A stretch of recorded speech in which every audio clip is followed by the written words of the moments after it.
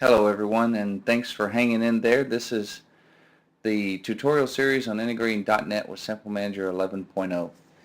So far we've seen all the code, and now we want to put it all in action. So this tutorial here, this particular lesson, is going to be taking everything we have and automatically creating a sample using our .NET application.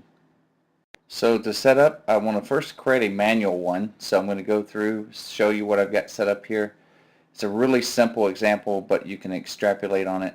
I've got one template, sample template here. It's called booze. The controls itself, the edit test field is set to yes. Everything else is default. The fields, I've got one called sample name. It's defaulting value to booze.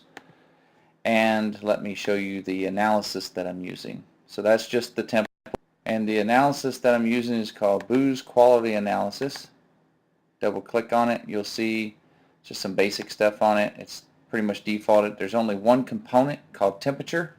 Basically the scenario I have is I just want to record the temperature of the booze on the sample perspective. That's it. So there's only one field, and that's everything else is default.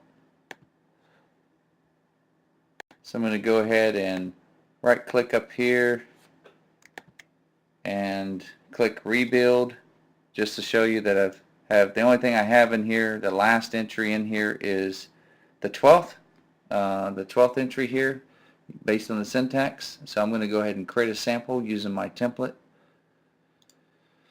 I'm going to pick booze, click OK, just one sample, log it in, click login, pick the booze QA analysis, and click OK. Now my sample is available. Click close, click rebuild here, and I see the sample is available, so I'm going to right click on it and do results entry. And let's just go ahead and put this is the booze is 120 degrees. That's probably, I don't know if it's Celsius or Fahrenheit, it probably wouldn't matter. That's pretty hot beer. So I'm going to save it.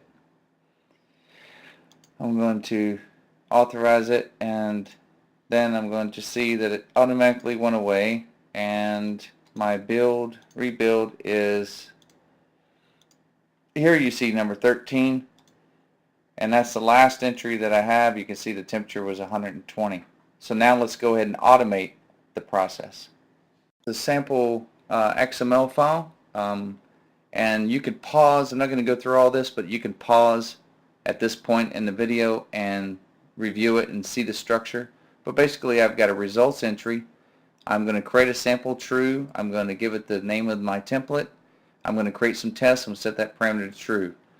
I'm going to come down here on this test. I'm going to tell it what analysis that I'm going to use for the test, and then I'm going to enter the result. I'm going to give it the component name is temperature, and the data type I left it to text. I'm playing around to see if that's numeric or not, but that seems to be fine if you just leave it at text, because the SampleManager will convert it if necessary, but it's just text. And I put 78.5 in here, but I'm going to change this. I like my beer pretty darn cold, so I'm going to read my temperature gauge here. Not what I like, but let's assume I'm just reading the gauge. I'm a lab analyst. I'm reading the gauge, and the instrument recorded automatically, and we intercepted it via the program and took and built this XML file.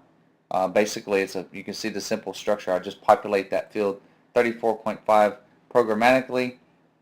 In this case, I'm hard coding it. I start up my application. I click process.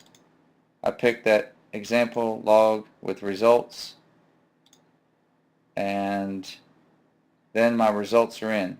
I go into SampleManager. I click on, notice the last one that we had before was 13. I rebuild, and I see a number 14 here. I look at the results. It says 34.5 degrees. Okay, everyone, thank you very much for sticking with me through this series. I hope you really enjoyed it. Stay tuned for later videos.